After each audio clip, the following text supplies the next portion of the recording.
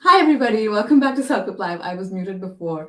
Welcome back to CELPIP Live Season 5. I'm your host, Ashwati, and I'm thrilled to be back to help you out in your CELPIP test journey. As is tradition, let's start the episode with our trivia question. What is the largest number of languages spoken by one person? So let me know the answer in the comments below. Please try not to Google, and I will read out your answer at the end of the show. Let's go to our intro now.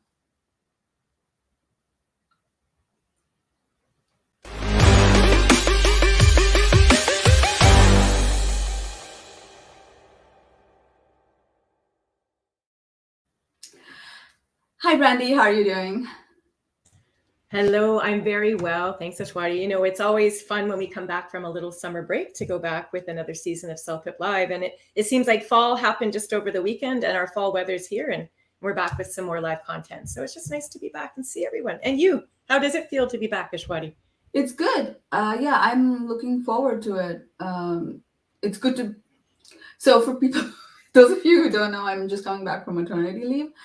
So it's good to be back to doing something I'm really good at. Than when I was like new parent and I didn't know what to do and I was worried all the time. So yeah, it's a good break. Yeah, and it's nice. It's nice to have you back. I'm sure our audience appreciates it and I do as well. It's a joy to work with you here. No, of course. Always happy to work with you. But before I let you get started, I'll just give a quick introduction to our viewers about what we're doing today. So, in today's episode, we're discussing task one of the speaking section. It's giving advice. So, if you're searching for speaking episodes in our channel, you may come across another CELPIP Live speaking task one episode we did from like 2 years back. And they're both really good. The difference is that that one was more of like an explainer video where we go through the task and talk about how you approach it. And then this one is a response comparison. Both these episodes are really great and will be helpful for your preparation. Okay, without further ado, let's all have Brandy speak. Sounds good. Okay, I'm just going to share my screen and get my little presentation all set up. So yeah, we thought we would kick off, as Ashwati just said, we're going to kick off season 5 here of CELPIP Live, focusing on the speaking component of the test. And we're going to start with task 1 simply because it is the first one you would do on the test. You're always going to give advice to a family member or friend during this task. So for the purposes of today's episode, I thought it would be fun and relevant if we could look at a real CELPIP test question from a speaking task 1. I'm going to share that with you today, and I'll let you know that this question we're using is from a past CELPIP test. You're never going to see it again on a future test, but we're going to look at this question together, and then I'm going to play for you 8 different test takers' responses. So these people, as they took their CELPIP test in the past, they came face to face with this question. And the reason we're looking at so many different approaches is because when you're being scored on your speaking tasks, there are just so many different skill sets that you're going to want to try to focus on and deliver. So today's episode, as Ashwati introduced, is more or less a comparison. We're going to have 2 test takers more or less go head to head.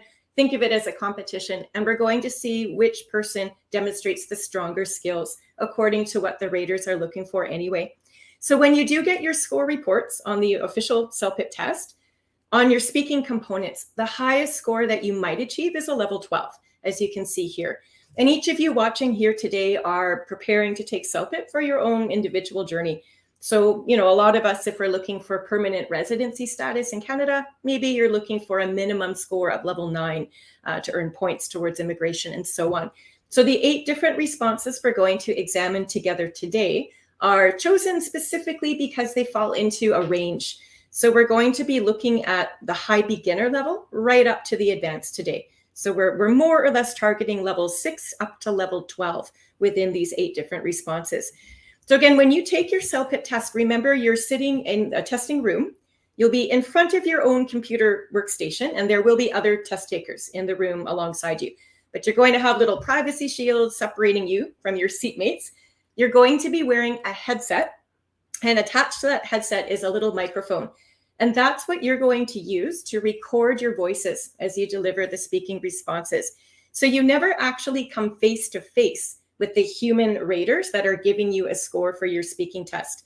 Instead, the recordings you make are sent to the raters later on. And these are human raters. It's not AI. So human raters are going to listen to your recordings. And they're trained to use a checklist of skills, we'll call it. They're looking for you to demonstrate strong skills across 4 specific categories. We call them dimensions. And you'll notice these listed here on the left-hand side of the screen. So the very first thing the raters want to check out is how interesting and specific are your details, and are you organized? They're also going to listen for your vocabulary. They want to see if the words that you're including as you speak are suitable and interesting, but also very precise and specific. For listenability, they need to be able to understand what it is you're saying. So here we're really focusing on things like strong pronunciation and using intonation properly and so on. Also, grammar and sentence structure is part of your assessment for this category. And last but not least, the raters also will look at your task fulfillment. So they need to make sure that you've answered the test question very fully and very completely, and that all of your details are on topic and make sense. All right, so again, for today's episode, what I'd like to do is I'm going to share for you the test question next. We'll have a look at that. And then we're going to pick one skills category at a time. We're going to isolate that and focus in on a particular set of factors. And I'm going to play for you pairs of test taker responses as we work our way through this checklist. And again, I'll be asking you lots of questions today. So I'm hoping that you'll be able to share some of your ideas in the live chat box as well. Ashwati can read them out as we go, if any of you would like to participate today. So here's our test question. And if you don't mind, I'll just read it out loud so that we can all stay together as one group watching. So this question says, you invited your best friend, George, over to your place for dinner.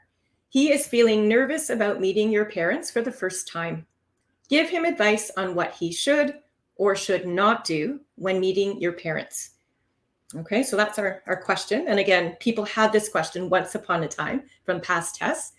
And I'd like to start with the listenability factors here of the checklist. So again, the raters will ask themselves literally, how easy is it to listen to you and understand what you're saying? So if you notice, there are 4 bulleted points here on the right-hand side. And these are the precise factors that will help you achieve a higher score the more you demonstrate strengths in these areas. And I'd really like us to focus just on these top 2 to start with. All right, so we don't get overwhelmed and try to do them all in one go. So I'm going to play for you the first 2 test taker responses. They're going to be parts of the response.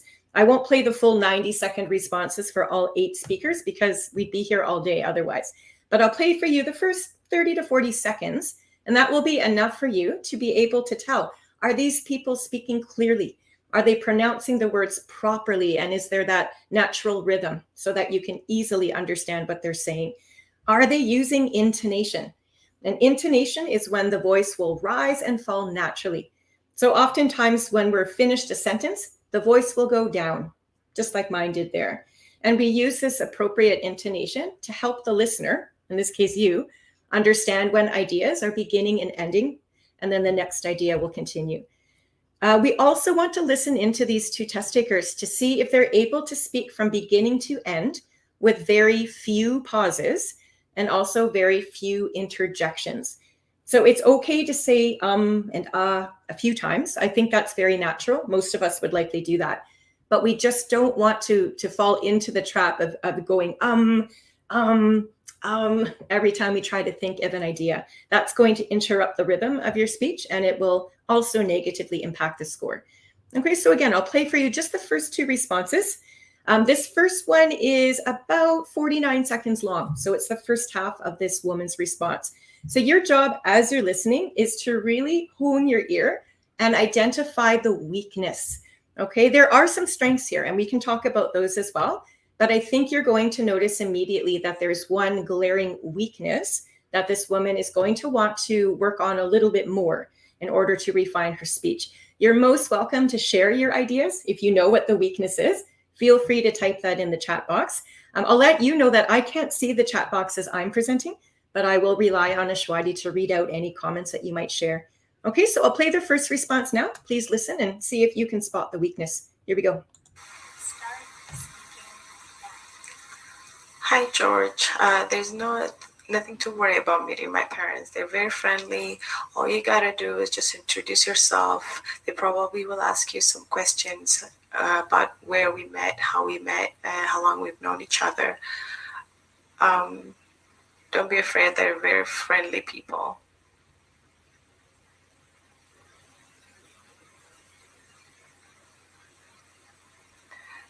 So if you want to feel comfortable, maybe you can just bring them like a bottle of wine. My mom really appreciates it.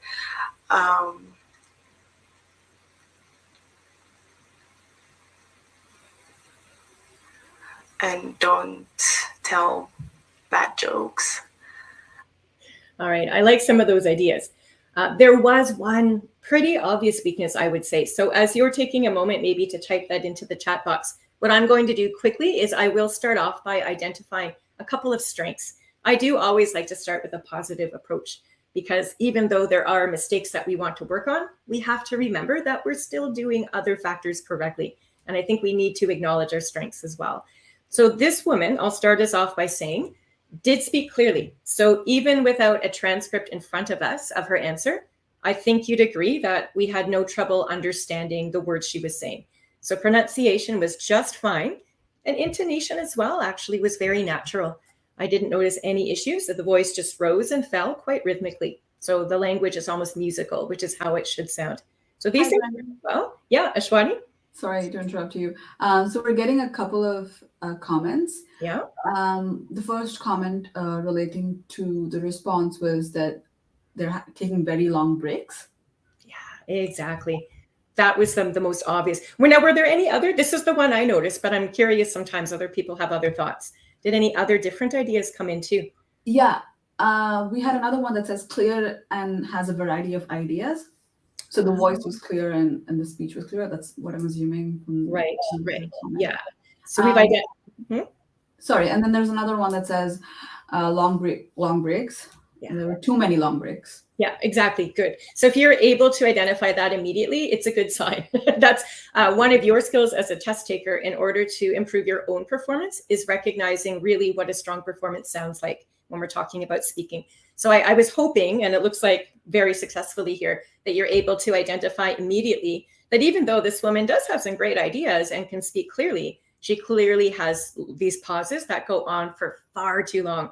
Now, I just played for you the first half of her response, and you heard two examples, and I timed the pauses. I think they were between 5 and 6 seconds long, and that's just too much. Had you heard the remainder of her response, you would have heard two more pauses of about the same length. And what happens when we're stopping that way and we're silent, you might be thinking of your next idea, but when we take so long to think, you're actually taking away valuable time from the clock. Remember, all your speech responses here are timed, and task one is actually 90 seconds. So if we've sort of sat quietly for about 25 seconds of that time, you don't have as much ability to introduce interesting details and showcase longer sentence structure and so on. So it does lower the score a little bit, okay? I'd like to play for you now the second response. This is a man speaking this time, and same thing. You can try to identify some strengths if you wish, but I'm really hoping that you can identify the weaknesses here. There are actually two of them, and I think the first one's quite obvious. The second one, maybe not so much. So let's see if you're able to identify both of the weaknesses. Here we go. Okay, so George, you're coming over to the parents for dinner. Please don't be nervous about it, because the parents are very relaxed. If you're worried about something to talk about, just ask my mother about our cats. She was talking about our cats, and if you ask my dad about politics, well, then you'll never have to mention it in a word for the rest of the meal, because it's one of his loves. He likes to talk about it a lot. Okay, and that was just the first 30 seconds worth, and I think that's enough to assess. So again, please, gather your thoughts if you'd like to share them in the chat box. Wonderful. Again, I'll quickly point out what I thought were some of the strengths before we get into the weaknesses. So once again, pronunciation was actually fine. Without a transcript, no trouble understanding the words. And this is key. If we don't pronounce the words properly, it's really hard to even understand the content later. So that was okay. His speed as well was very natural. He did not talk too fast, not too slow. It was nice and comfortable. And that element helps the listener for sure. Now, there were 2 weaknesses, and I'm curious this time. It wasn't as obvious as response 1, but did any of you manage to catch a weakness that you'd like to identify here for this second response? Hello. Yeah. Yes, so we got a couple, actually, we got more than a couple answers. So the first one is not speaking properly, hard to understand. Okay, how so though? So if you're going to say it's hard to understand, we need to know why. Is it because he's not pronouncing the words? Is it because he's repeating himself? Is it because he's saying and ah? So we need more information there. Let's keep going. And another one is not loud and poor listenability. Yeah, that was the first one. The volume. I don't know if you noticed that or not. I had this up as loud as it would go on my computer. And even with me, I had to strain my ear to hear him. So his volume was really, really soft, and that is problematic. Okay, is there a second one there? Yeah, so the other one is I couldn't hear clearly. And then there's another one that says the mic wasn't placed well, so it will be difficult to hear. Volume. Okay, good. And then there's another one that says whispering, which okay, I like. Yep. Yeah, so they're all about volume. When you say you couldn't hear well, I'm guessing it's because he spoke too quietly. There are many things that would affect our ability to understand someone, but in this particular case, it was his volume. And I'll let you know right now, this is a good chance to explain this. When you're taking your speaking test, yes, there are other people in the room with you, but remember, you're sitting at your own workstation and you've got little privacy walls or shields dividing you from your seatmates. You're all wearing that headset. So that headset is going to act as a noise cancellation device anyway. So please, it's nice to consider the other people in the room. And yeah, you don't want to yell into the mic. That would be intrusive for other people's tests. But provided you're speaking at a comfortable volume, a normal volume, just as if you were having a conversation like what Ashwati and I are doing right now, that's just fine. And that microphone will pick up your voice. You even have a chance to test out your microphone before the speaking test begins to make sure it's working properly. So please don't be shy. We want you to talk comfortably into that mic to make sure the recording is strong enough. This man is lucky that the raters could, play the recording several times. And by listening very intently, we could understand what he was saying. But you don't want to risk the perchance that maybe we can't even hear you. So don't whisper into your mic. That's a really good note. There was one other weakness, and I'm not surprised, frankly, no one caught this because it's difficult unless you're an English teacher to really pick up on subtle things like intonation. So again, intonation, remember, is when the voice rises and falls quite naturally. I'm going to demonstrate for you right now what my voice would sound like if I removed intonation from it altogether. Okay, so please do not do this on your test. Don't even do this in real life, okay? So as soon as I take the intonation out of my voice, the voice sort of sounds flat, like I'm talking in a monotone. And when I talk in a monotone and so on. Imagine if I were here today delivering my whole presentation and I sounded just like this, almost robotic. When we don't have intonation, it's hard for the listener to really understand which words are the important words, because I'm not sure you realize, but we stress. We make the important words that we're trying to include in our speech a little bit louder, like I just did there. And again, by falling, when I finish what I'm saying, and I make a point, when my voice goes down, like so, you know that I'm finished that idea. And the next idea I start would be the new part, and so on. The last part about intonation is that when we don't use intonation properly, we sort of take the energy and the enthusiasm out of the voice, and we risk, frankly, boring the listener. So I myself, I could not listen to somebody talk at me in a monotone for any length of time. I'd probably start to daydream and my mind would wander over here because it's not engaging to listen to somebody talk in a very flat voice. So it's a subtle skill, yes, but it's so important for your listeners and also to engage the audience. So that's something that this man definitely could have worked on a little bit. Okay, but overall, again, their skills are hard to assess here because they have such different approaches. The woman had fantastic volume and great intonation, but she paused for so long. The man, on the other hand, had, great pronunciation and speed, but his volume and his intonation were lacking. So I'm not going to reveal their score quite yet because there's one other little comparison factor that I wanted to do with these two. So we've assessed, I think, those top two factors in quite a bit of detail. I wanted to do a little quick once over with the sentence structure and the grammar. So on your test, the more complexity you can use when you're including your sentence structures, the higher your score is going to be. So we try not to speak in just short, simple sentences. We want to find ways to connect those sentences together. And again, in a variety of ways. So we're not just repeating the same old, same old. So with those same two speakers, I'm going to shorten the responses down even further since we've already heard them once. But I think this time it would be helpful if I actually showed you the transcript so you can follow along. All right, now on the test, raters don't have a transcript, but we're going to use them today just to help us study a little more. So here's the woman's response. It's the first 23 seconds before she starts those long pauses. So your job right now is to follow along, see if you can determine what her sentence structure is.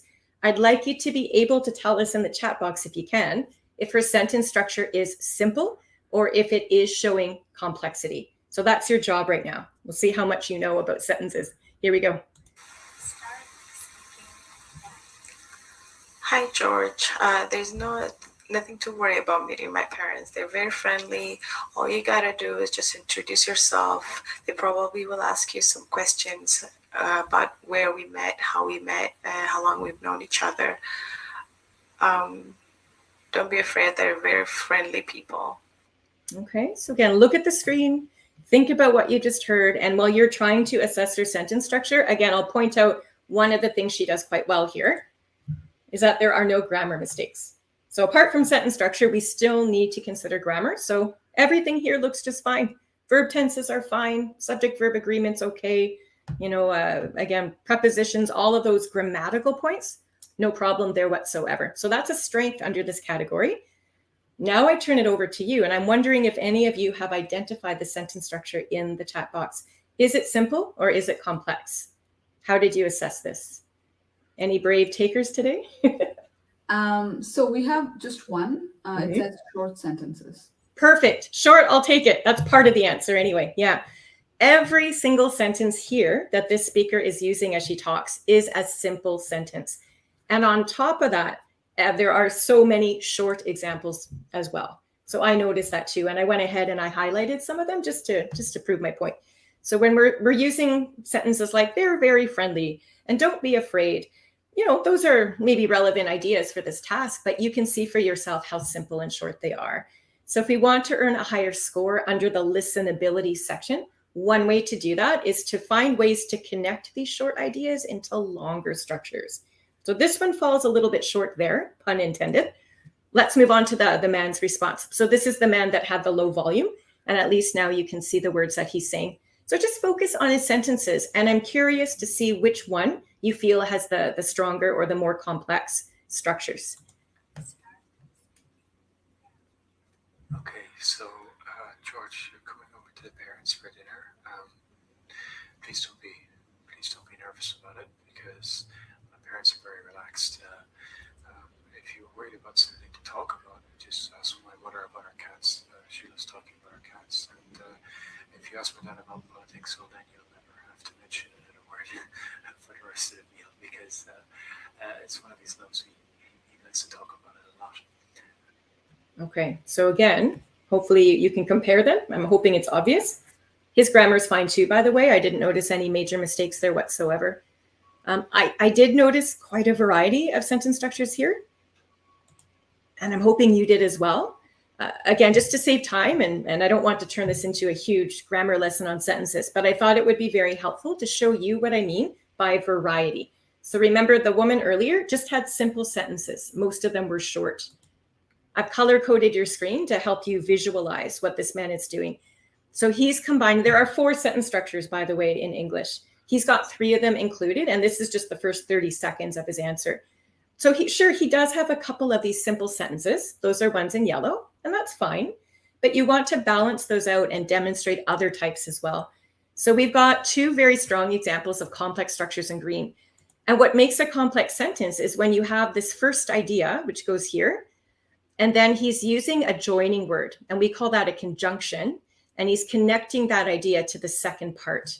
So the woman earlier just had, one idea, but this man is finding different words. Here it's because, here it's if, and then down here, look at the compound complex. He's got 4 ideas, and I'll count them for you. There's 1 to the comma. He's connecting that with the word and to hear. And then he uses a different connection. Well, then he goes on.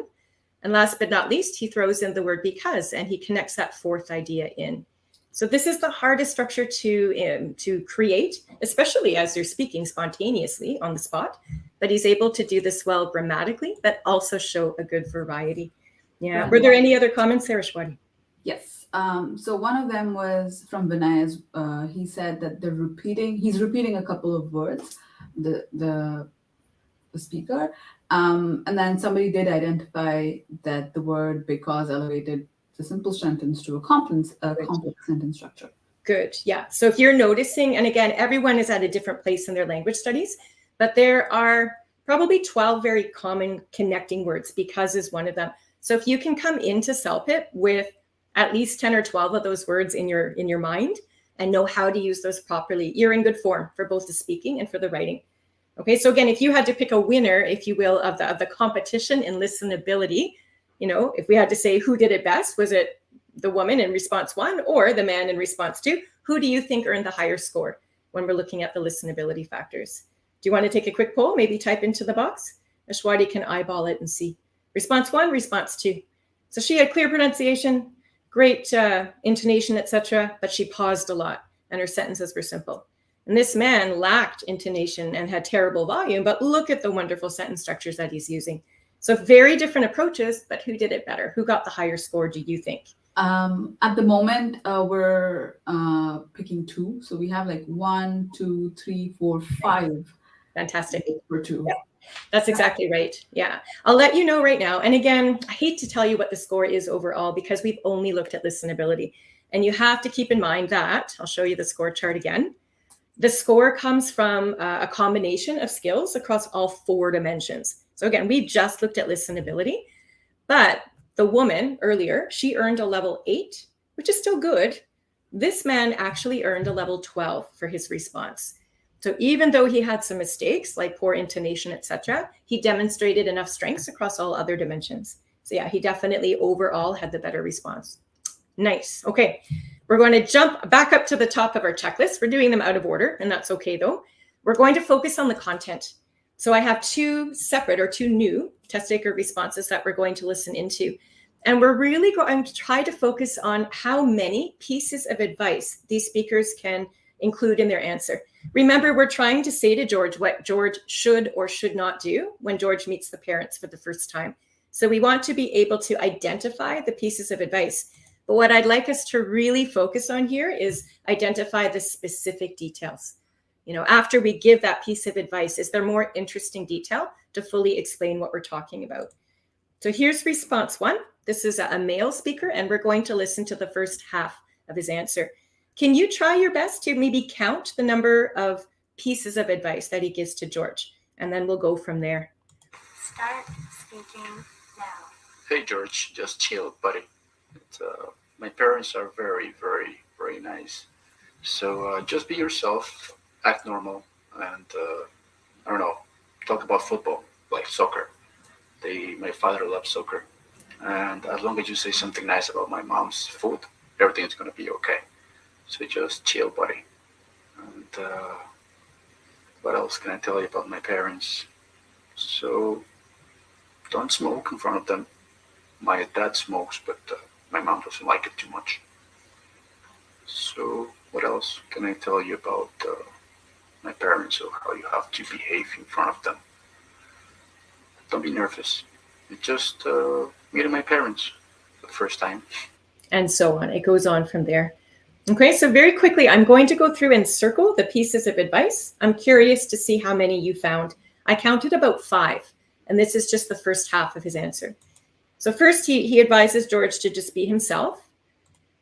He also suggests that George talk about football, and I guess in this case, he means soccer.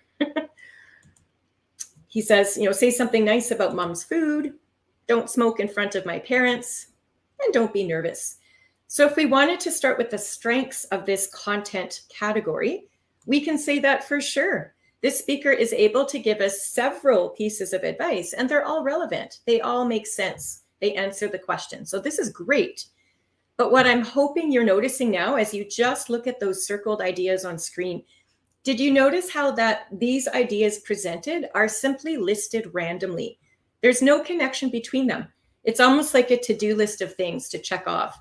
So be yourself, talk about soccer, don't smoke, say something nice about food. So again, we're just sort of mentioning the very first idea that comes into mind, and there aren't any other explaining or connecting ideas to get from one topic to the next. So we can say that the coherence factor it's not well supported in the sense it doesn't flow very well. So again, great that we have pieces of advice, but what we'd like to do to make this even better is to connect those ideas together more smoothly. Okay, now also with these 5 pieces of advice, there are really only 2 of them that have any attempt at support and extending those details further. And I'm going to highlight in yellow those 2 instances for you. So at the top here, when the speaker first says to George to talk about soccer, he takes a moment to say, "My father loves soccer." And then he continues on with the next piece of advice. It's an attempt at an explanation, but as you can see, it's a little bit simple, very short, not a lot of detail there. The second example, though, I think is quite well done. When he advises George not to smoke in front of his parents, he gives a very practical example. And he says, "Well, my dad smokes, but my mom doesn't like it so much." So that's great. So if he had done more of that type of explanation all the way through for each piece of advice, I think it would have made the response a little bit more interesting. But again, he's off to a decent start. He's building that skill set of at least mentioning the main ideas. He needs to work further, though, on developing them. Okay, so that's response 1. I won't tell you his score quite yet because I want you to compare that against the second response. This one is a female speaker, and again, it's about half of her response, the first 50 seconds or so. So same thing. Listen through and see if you can identify the pieces of advice, and we'll go from there looking for details together. Start speaking now. George, you're a very lucky guy that I can say because you are invited to my parents' house. And as you know, my dad is a chef and he loves to cook and he cooks really well. So you're actually really lucky to be eating his food because he's one of the best chefs in Ontario. George, you don't have to be scared at all. My parents are really, really nice people. The only thing I want to let you know about my dad is because he's a chef, he loves to cook, he loves seeing people eating. Please just try to eat as much as you can and never say no to my dad. He doesn't take no for an answer. So even if he asks you if you're full and you say you don't want more food, he will still plate for you more. And so on. Okay. So interestingly here, the first true piece of advice for George doesn't arrive until about, 2/3 of the way through this part of her response.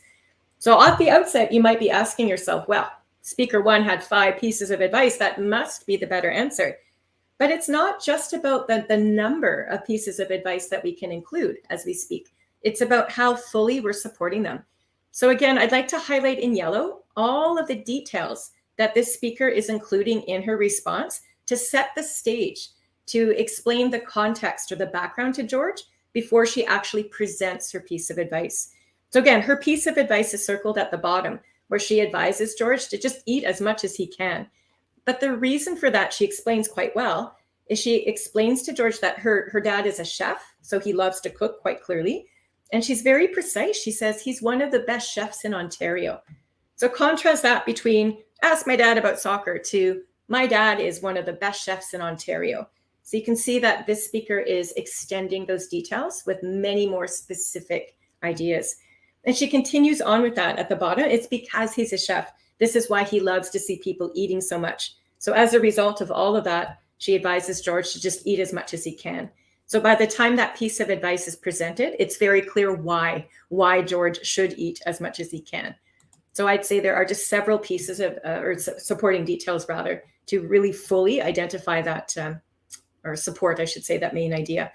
There is a little bit of repetition. You might have noticed in the opening, she says that my dad cooks really well, or he loves to cook rather, and down towards the bottom, she repeats that idea. So to the best of our ability, we try not to repeat ourselves. But that's just one little detail. I think she's got lots of other details there that sort of offset that one little weakness. Okay, now there's one other piece of advice we heard and it follows suit. She says, never say no to my dad. And the reason for that, it's relevant again.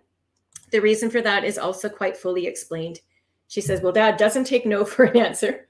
So if he asks you if you're full, if you say you don't want more, he'll still plate more food for you, meaning he'll put more food on your plate.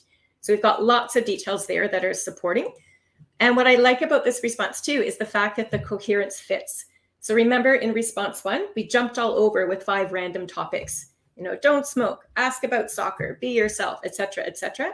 Here though, the 2 big pieces of advice about eating as much as you can and don't say no to dad because he'll put more food on your plate. All of these ideas actually discuss the same theme or topic of food. So even though they're different pieces of advice and detail, they all fit together and flow together and connect together. And that's always going to determine a stronger skill set when you're looking at your content and your coherence. So very clearly, I think if you're comparing response 1 and 2, response 2 definitely has stronger abilities as in the content area. So the man in response 1, he earned a level 8, which is still a good answer, but he's not quite hitting that complexity that the raters are looking for. Whereas in response 2 here, this woman earned a level 11.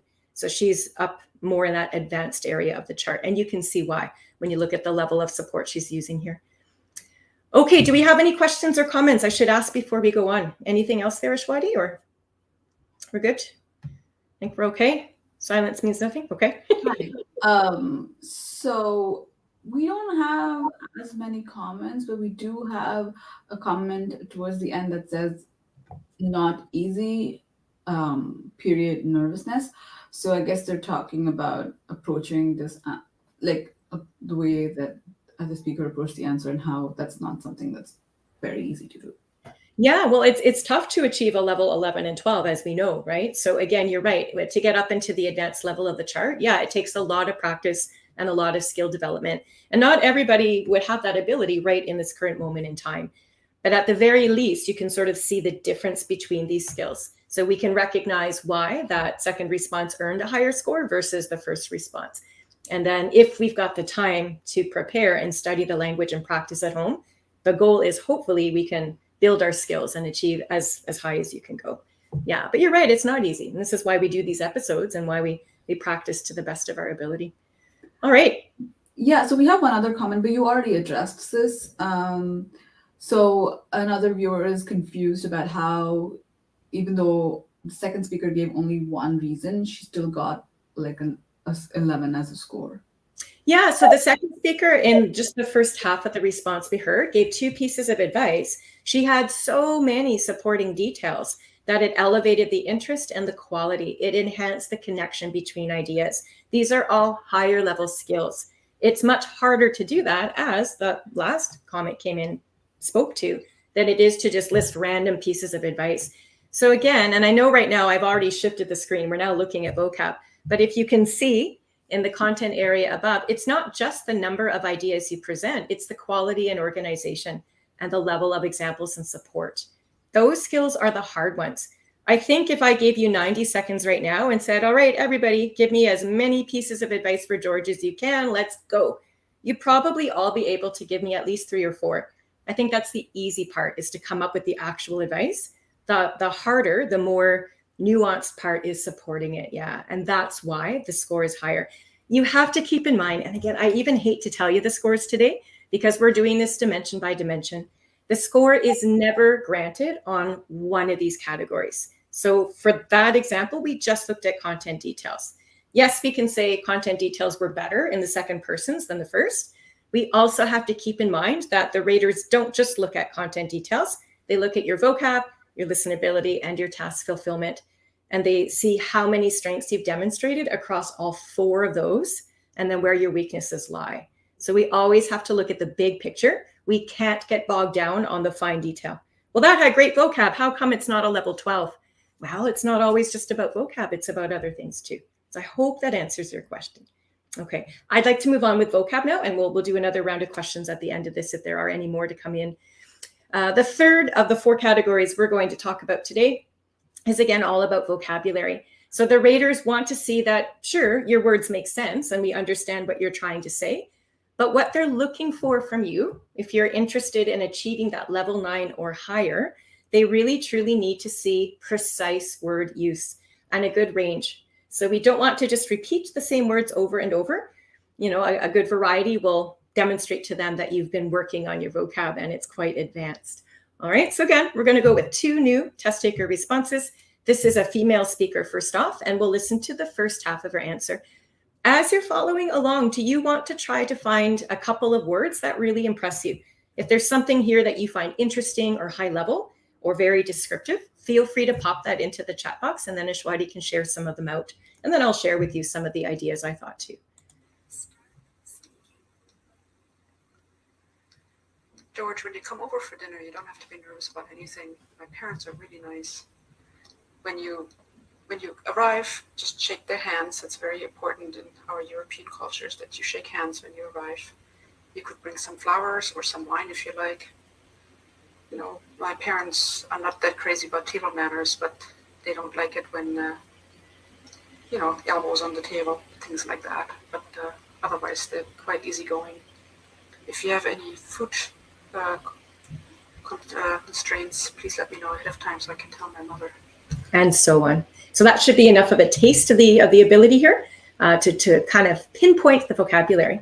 Anything there that you want to comment on first before I share with you some of the words I felt were quite noteworthy? Hopefully you have a few anyway. Lots to choose from, I would say. Ashwati, feel free to comment too. If there's anything here that impresses you, we want to hear about it. Which words are interesting? Which words are precise?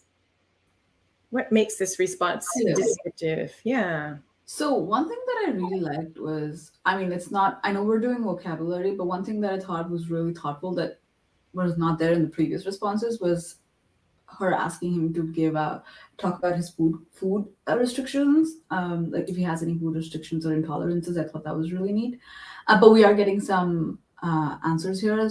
So we have easygoing, the word, and then constraints. Yes. And then the second one is also constraints. Yeah, constraints was like the best word choice here. And that actually speaks to what you were talking about, Ashwati, about like the food. Constraints just means what you can't eat. So whether that's an allergy or just something you don't like to eat. But constraints is a very high level word. If you just said, tell us what you don't like, that's very common and simple. Tell us if you have food constraints. Well, now we've elevated the quality right there. Yeah, good. There are many examples, but for time's sake, I'm just going to highlight a few here that jumped out at me as well. I also had easygoing. I thought that was nice. But just when I'm saying precise, this is sort of what I mean. That first example of shake their hands, those words on their own are sort of common, but it's the action. If you can close your eyes and imagine George arriving at the house and the speaker saying to him, shake my parents' hands, that is so much more descriptive and precise than saying over here, just be yourself. That's what one of the other speakers was talking about. So this speaker identifies she's from European background, European culture, and look at the different expressions that she has. So she says, oh, my parents aren't that crazy about table manners.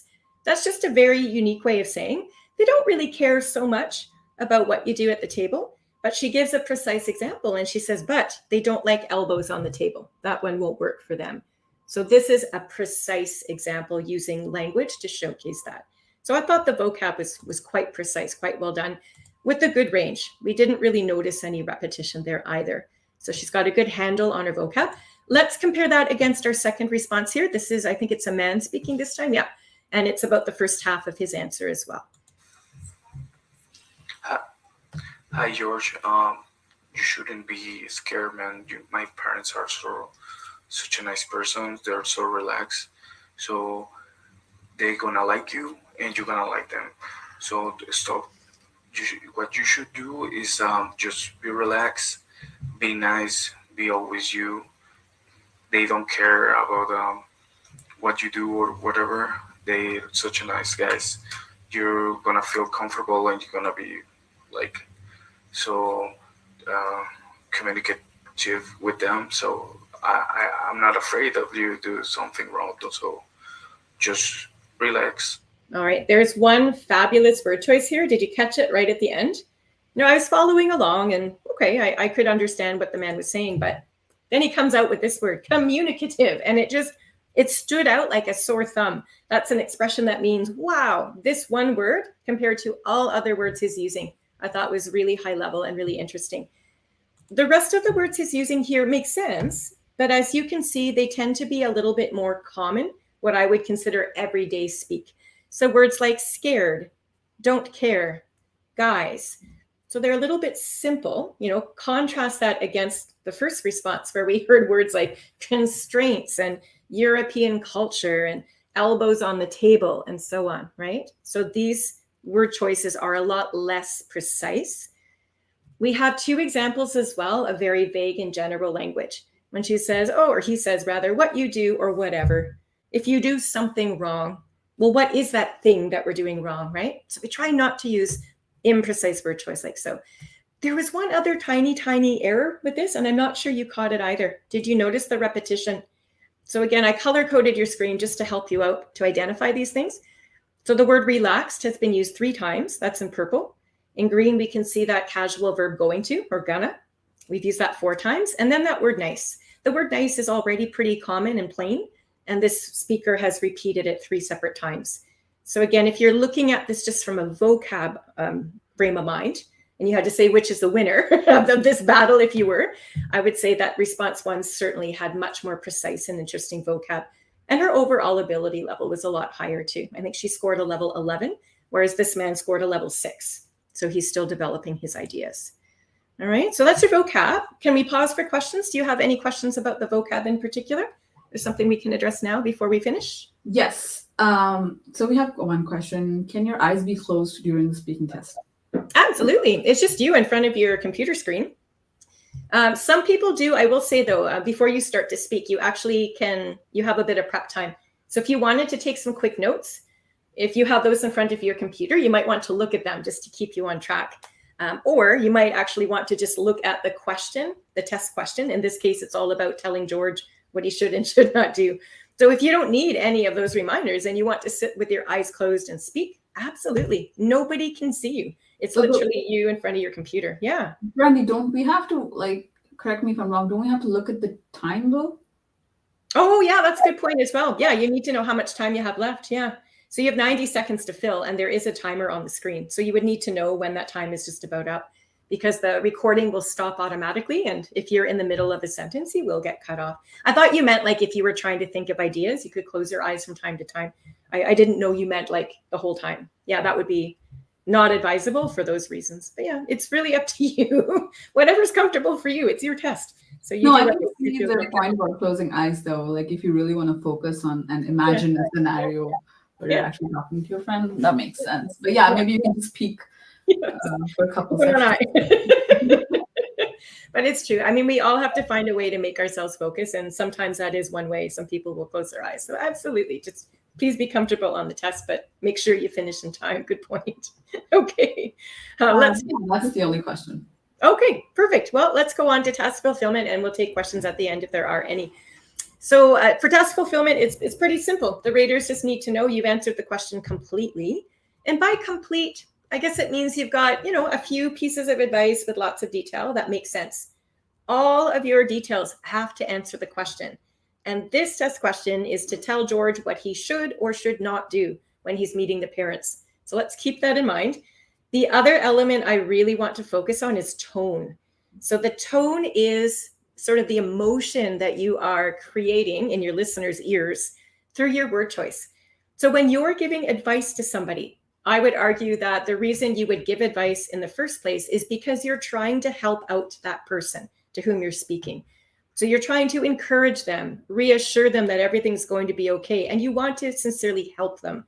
So I think the language that you include in your response should successfully accomplish that.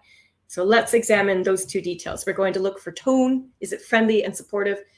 More importantly, I want to look at the details. Do they actually answer the question? So here's the first response. This is a female speaking. Let's see how she does. Don't be nervous. My parents are very nice. They will for sure like you. When we arrive there, we first will take a tour around the house, and they will show you where everything is located. We have a big garden and it's a big yard, and they will show you everything. After that, we will have appetizers, and we will sit down on the table. My mom usually cooks her famous lasagna. and we will have salad with it. And so on. So that was the first half of the answer. Can we look at the first couple of sentences? Because this is, I think, where you can best establish the tone. So remember, we're trying to reassure George that everything will be fine before we tell him what he should and should not do. And I think she does that really well. She starts by saying, don't be nervous. She reassures him that her parents are nice and they're going to like him. So the tone is very supportive and very suitable for this particular question. So that part's okay. But look at her details. Does she tell George what he should or should not do once he arrives to the house? Look at the details. Every single detail included here is all about what the parents are going to do with George once he arrives. So she says, when George and the woman arrive, I guess it looks like the parents will take them on a tour. They'll show them the garden, the yard. After that, they'll sit at the table, they'll eat appetizers, mom will cook lasagna, they'll have salad. So again, the vocab's interesting, sentence structure is fairly high level, no grammar mistakes, etc., but not a single detail included here actually tells George what he should or should not do. She focuses instead on what the parents are going to do. So she's either misunderstood the question or just veered completely off topic, which is a shame because she definitely has high level ability in language, you can tell. And the raters comment on that. She actually scored really well in the other three categories. But under task fulfillment, which is what we're looking at now, how completely did you answer the question? She did not score well at all because she didn't answer the question. So that did negatively affect her score, which is the shame because again, all the other elements were done quite well. Okay, so we're going to contrast that against this final one. And it's the longest one. It's about a minute long. And you'll see why in a second. But same thing, let's listen to his tone. We want to double check he has supported George first, and then we want to see if he's actually offered relevant pieces of advice. So I'll play it for you now. Hi, George. You should definitely not be nervous to meet my parents. They're both very relaxed people and very casual people. One thing you should pay attention though is they divorced 2 years ago, so you should probably not make any comments about that. However, some topics you can talk about with them is my dad loves to play volleyball, and I know you do too. So that may be something you guys can discuss about. One thing that's common for us, for Belgians, is that we bring a gift when we're visiting people. Usually we would bring a bottle of wine for the guy and some flowers for the woman. So if she would bring some flowers for my mom, she would be very delighted, and that will definitely break the ice and set a good tone for the rest of the evening. All right. So once again, let's look just at the beginning part of his response. And I would say that his approach is almost identical to the first woman's. He also takes a moment to just reassure George that everything's going to be okay. He says to George, don't be nervous. My parents are relaxed. They're very casual people. So his tone is definitely friendly and supportive and encouraging, which is exactly what you'd want in a response like so. What sets this one apart, though, and what makes it better for task fulfillment is that all of the details he includes actually answer the test question. There are many instances of what George should or should not do. You know, you can talk to my dad about volleyball, he says. He says, we're Belgian. It's customary to bring a gift. So he says, bring flowers for my mom, and so on and so on. So lots of relevant details here. These two responses scored close, but this one scored higher overall because when you look at the grand package, all 4 skills, this man consistently demonstrated strengths across all of them. If you looked at the other dimensions, there were aspects of the woman's response. She did have better sentence structure. She did have better vocabulary than this man did. But again, remember, the raters are not basing your score on one category. They do have to consider all 4 parts. They're going to see what you did well in all 4 parts and then where the weaknesses lie. And it's a balancing act. So the woman actually ended up for that one response. She got a level 8. The man here got a level 9. So you can see the takeaway here is that there are so many different ways to achieve a single score on CELPIP. And it comes down to, again, the number of strengths you're demonstrating in a well-rounded fashion. So when you're studying from home, I mean, we've got these speaking performance standards posted to our website. If you take any of our free webinars, you're going to get them in your study pack anyway. So it's a really nice idea for all of you to practice your speech at home. I'd recommend you record your voice and type out your own transcript. And then look at these 4 categories. You now see which factors the raters are looking for. So it's a matter of starting to identify what you're doing well in your responses and where you still need to brush up on and spend your time studying to get better. So look at your vocab, look at your sentence structure, examine your grammar, look at the level of detail. This is the hardest one to do on your own, I think. Do you have your main ideas? Are you including interesting details to support that? So I would work through this list on your own at first, but then if you do have either a tutor, an English teacher, if you've got even a friend who's very highly proficient in language, having a second set of eyes go through your response with you is really helpful, I find. And be open to feedback. If somebody says, oh, I had a hard time understanding what you were saying just there, recognize why that is. Is it because your pronunciation's not clear? Is it because you're mumbling when you talk? Is it because you're talking so quietly? So we all have different strengths and weaknesses. And really, the way you're going to get better is knowing which skill sets you need to improve upon. So when you're studying, don't study the things you know how to do well. That's too easy and you're not going to get any better. But really put your time into elevating the weak parts of your response. And that's the way you're going to climb the chart and score better, we hope. Anyway, I'm going to exit my slideshow here and come back to all of you so I can actually see you now. And if we do have any questions, I'm very happy to answer them now before we log off. Yes, please send in your questions that you had based on the presentation you just watched. I will go through some of the questions you probably did not answer before. But yeah, feel free to send in all your questions. Okay, so one of the questions we have was, if the question is a little complex to comprehend, how much extra time of preparation is allowed before I start to speak? Yeah, so I didn't really get into the timing today because I wanted to focus on skill development. But Param, there is, it depends on the question. So you'll actually see the prep time clock right on your screen. Most questions give you 30 seconds to read the question through and start thinking about your ideas. There are a couple of questions that give you a full minute to do that. So again, you'll always know how much time by seeing the clock right on the screen.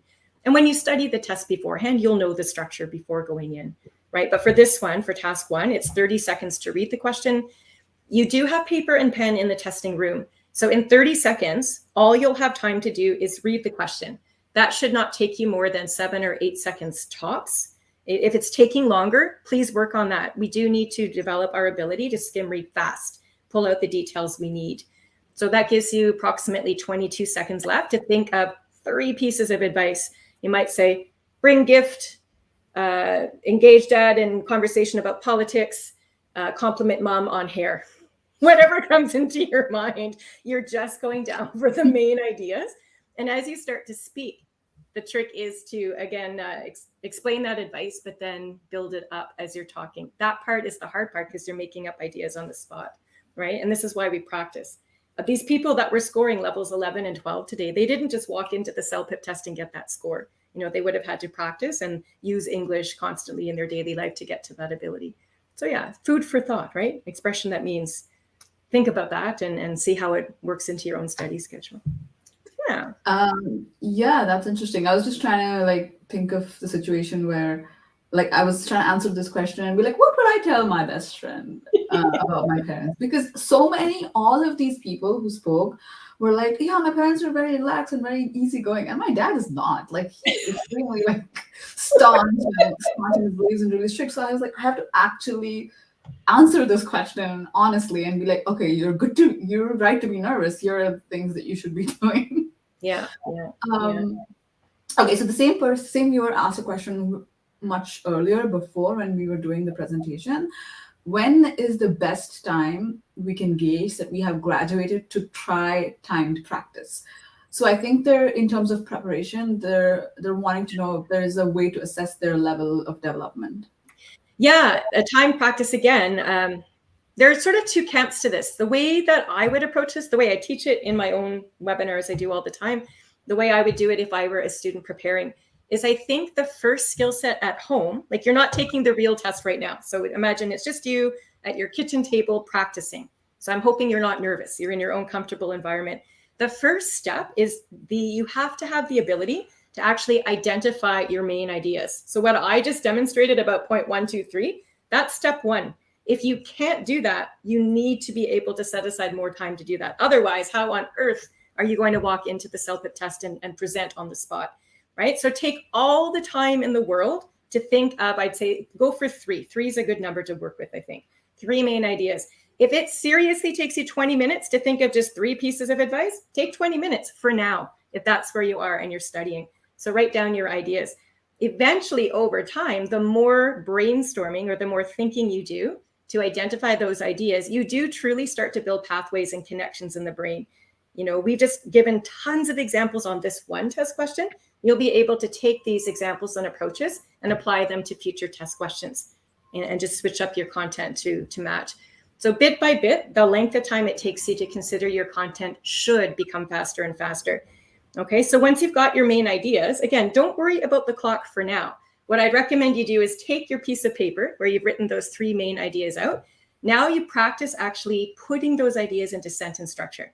You know, spend a half an hour, if that's what it takes on one point, identifying the point and then giving your supporting details. Repeat that over and over out loud, you know, until you finesse it, until you refine it, until it's in speakable form in sentences that make sense. Once you've mastered the first main idea, do the same with the second, do the same with the third. That might take you an hour in your first study session to get those 3 points out, and that's okay. Again, the next day you come back to it with fresh eyes and you're rested, try it again. I would work on the same question until you are able to deliver it in the 90 seconds in this case, which is what task 1 requires of you. You're working your way down. And when you're finally able to speak off the top of your head and you get a fluency going and you're not stopping to think, you're not tripping over your words, now you're time to time yourself. You do need to have a sense of what it feels like to fill either 60 seconds of talk time or 90 seconds of talk time. Those are the 2 lengths of time on the test. So again, it's skill development is your first concern as you're studying. Once you've got those skills up to par, I'm using lots of expressions today, Ashwati. When you've got those skill sets up to your own standards, again, set your timer and see what you can do. You know, you'll see very quickly, oh, I only have time to develop maybe 3 points for a 90-second question. So that's what I'll aim for. But yeah, we're all different. That's just one approach. So try it and see if it works for you. But yeah, timed practice. Some people like to just start with the timer and see how it goes. And fine, if that's what works for you. I just find a lot of people get so stressed out when they can see that clock ticking. And that's all they can focus on. And they no longer think of ideas, right? So again, use your best judgment there. But I think you'll know when you're ready. If you practiced it over and over again, you'll know when you're ready to set that timer and come in. Thank you, Brandy. That was a really good answer. So we have another question. How should I take notes during speaking preparation? Yeah, so I kind of demonstrated that off the cuff there just earlier. So again, 30 seconds goes so fast. Please don't write sentences down. Don't even write full words. You know, if it's just a matter of getting 1 or 2 key points down, that's all you can do. So like that fellow he was Belgian and he was saying about bringing gifts. So that on his piece of paper, he might have just said gift. That's all he wrote down. And when he starts speaking, he knows what that means because he's Belgian and he understands the custom. So just by looking at the word gift, he'll be able to, we hope, verbalize and say, oh, in Belgian culture, it's customary to bring gifts when we're visiting someone's home for the first time. I think he said, usually we bring wine for the men and flowers for the women. So it would be a nice idea to bring a bouquet of flowers for mom. She loves roses, perhaps a dozen red roses. You can buy them at the shop down on the corner. So I just demonstrated off the top of my head using his response as a springboard, how looking at one word that says gift on your piece of paper that you wrote during the prep time, how that translates into speaking time. I think where a lot of people go wrong is they try to write down the whole idea during prep time. That's not going to work. 100% is not going to work. You've got 30 seconds to think of at least 3 key points. Okay, so again, that prep time is best used to read the question, identify 1, 2, 3, like 3 different words, if that's what you have. Sports, food, gift. That might be my note. In 30 seconds, I can do that. And then I'll know what those words mean as I start speaking. So yeah, I hope that helps. Anyway, try it at home and see. That's all you can do. Whoops, at this stage. Yeah, no, I think that's good. And this answers a couple of, I'm just going to answer this question. The time limit makes me nervous during the speaking test. Any advice to improve on this? And I think the best answer is what you already said in the past. In the past 2 answers was just practice, just to make sure that, practice before without the timed approach. And then once you know you're strong in your ideas, and maybe do the timed approach. So I did have a question that I wanted to ask you before. I bought mock tests and I made all I made scripts for speaking, and now I'm trying to memorize some phrase and practice that. Is that okay to prepare for speaking? It's not advisable. So I'm not sure what you mean by mock tests. Like, I'm assuming that's not something you bought through our website, and it's okay if you didn't. I mean, I want you to study with whatever materials help you, period, end of story. I think he means practice tests. Okay, that's what I was going to say. Because Yeah. there are other like private tutors and agencies that do CELPIP prep. So they might be offering their own version of practice test questions. So that's fine. I mean, as long as you're practicing a question that's kind of CELPIP-ish related, and you're still practicing the skill of thinking of ideas, I think that's great. Memorization is a very slippery slope. Again, another great expression. What that means is, if you memorize an answer from a different test question, how is that necessarily going to apply to answer the exact question you get on your test? So remember that woman who was talking all about what the parents will do with George when they arrive? She would have scored much higher had she just answered the question, because all of her other skills were really, really strong. Her speech, her vocab, her sentence structure, wonderful, but she didn't answer the question. So she ended with a level 8, which is still pretty good, but I know she could have scored better if only she'd have just answered the question. So if you're memorizing a question from something else, you might miss the boat. Another expression that means you're going to miss out. You're going to miss the whole point. So memorization is really not the way to go, in my humble opinion. Yeah. I mean, I think CELPIP is testing your ability to talk in day-to-day life anyway. When you go into your job interview or in the workplace, or you're at a meeting, or a stranger on the street asks you for something, you can't rely on memorizing something to throw forward. You have to know how to be able to identify what your ideas are and explain them. So try to put the extra effort into actually learning those skills so you'll be successful beyond the CELPIP test too. That's a great point, actually. Yeah, in a regular conversation, you wouldn't go through memorization. Yeah, that's a good point. Well, I wouldn't. So we have another couple questions. What if you encounter a question you're not familiar with or have no experience about? Okay, Franco, do you have an example? I think while Franco answers this question, there's one in the same vein.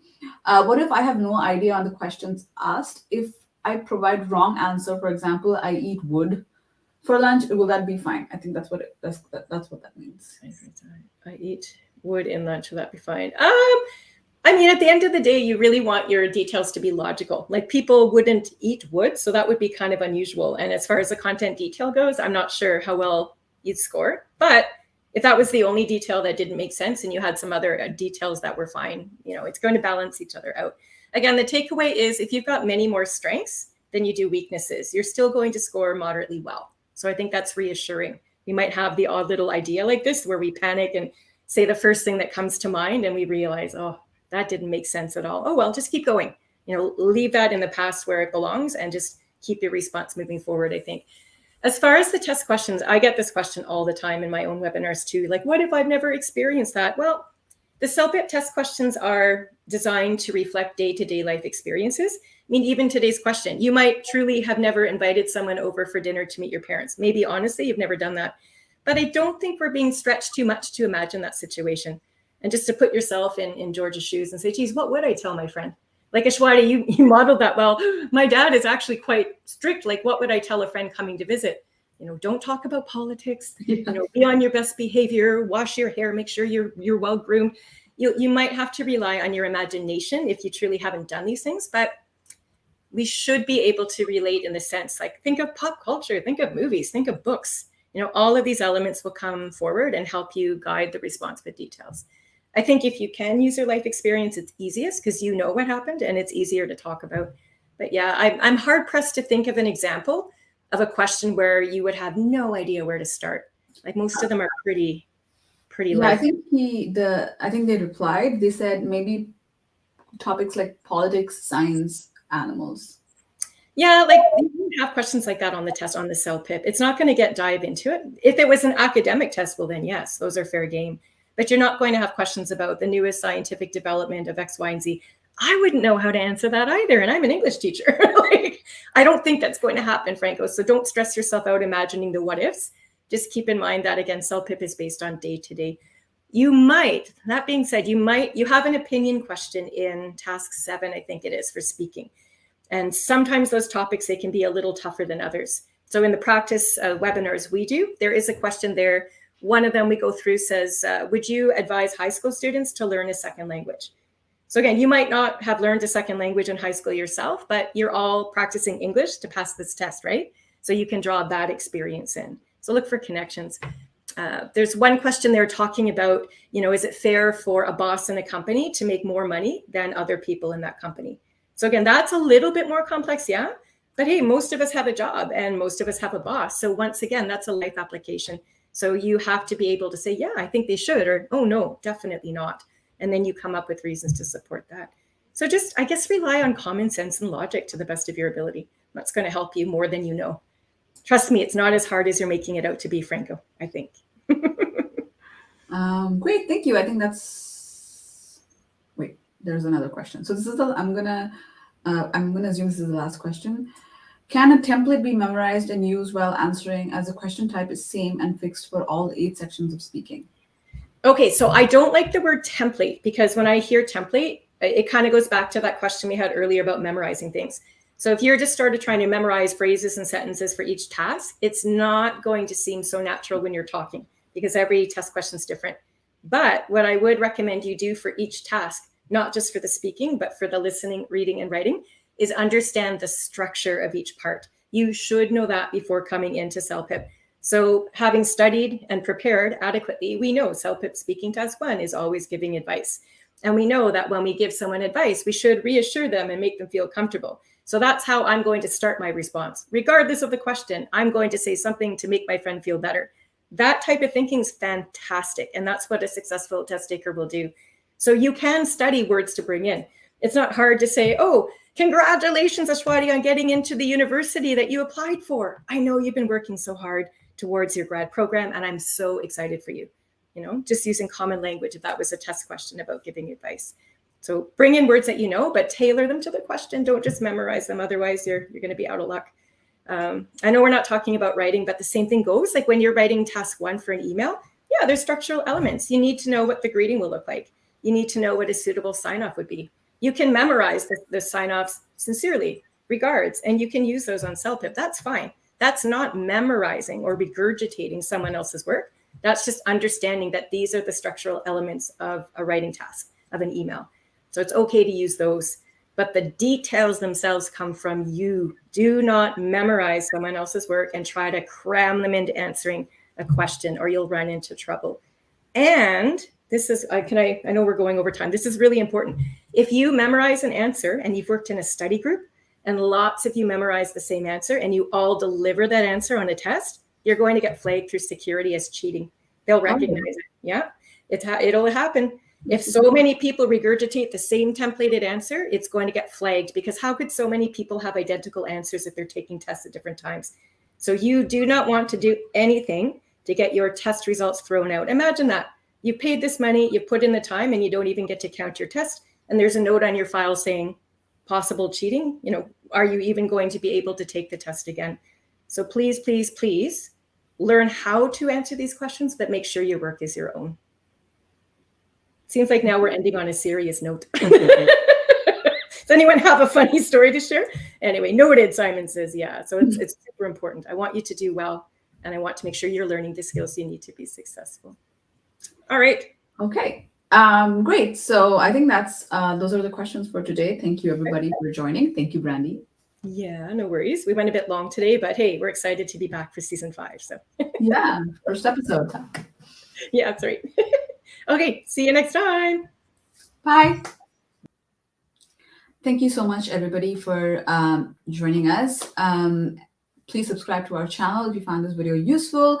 Please also give it a thumbs up and share it with anybody else you think might find it useful. You may have friends and family who are also preparing for the CELPIP test, and this video will definitely be helpful for them. So, and if there's any specific video that you'd like us to, air, if there's anything you'd like us to work on, please leave your suggestions. You can leave them in the comments below. A lot of these episodes that we've done, in season 4, season 3, in the previous seasons, many of them are based on your suggestions. So we're always happy to receive them. And then please do follow us on social media so you can stay up to date on when our next episode is going to be released. I haven't forgotten your trivia question. What is the largest number of languages spoken by one person? So the answer is 42. That's 42 languages. Powell Janulis, I'm not sure how to pronounce that name, please forgive me, set this record in 1985 when he passed a 2-hour conversation exam with native speakers in each language to verify his fluency. So that's 2-hour conversations for 42 languages. Yeah, that's a lot. Powell was born in Vancouver, BC in 1939. He studied at the University of British Columbia and currently lives in White Rock, BC. And that's it for today. Our next episode is scheduled for October 17th, and we will be exploring a more holistic a way in which you can tackle your CELPIP prep. So please do join us. But until then, stay well and good luck on your CELPIP test. Bye.